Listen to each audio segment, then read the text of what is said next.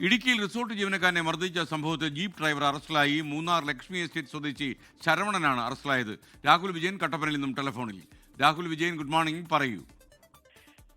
October ഈ മാസം 4-ാം തീയതിയാണ് ഈ സംഭവം നടക്കുന്നത്. ഈ ടാക്സി വാഹനം വിളിക്കുന്നതുമായി ബന്ധപ്പെട്ട ചില തർക്കങ്ങളാണ് ഈ റിസോർട്ട് ജീവനക്കാരനെ മർദ്ദിക്കാൻ കാരണം എന്നുള്ളതാണ് പോലീസിന്റെ അന്വേഷണത്തിൽ കണ്ടെത്തിയിട്ടുള്ളത്. ഇതിന്റെ അടിസ്ഥാനത്തിലാണ് മൂന്നാർ ലക്ഷ്മി എസ്റ്റേറ്റ് സ്വദേശിയായിട്ടുള്ള ശരവണനെ വെള്ളത്തോൽ പോലീസ് അറസ്റ്റ് ചെയ്തത്. പിന്നീട് സ്റ്റേഷൻ ജാമ്യത്തിൽ തന്നെ വിട്ടയക്കുന്ന സ്ഥിതിവിശേഷവും ഉണ്ടായി എന്നുള്ളതാണ് വളരെ പ്രധാനപ്പെട്ട കാര്യം.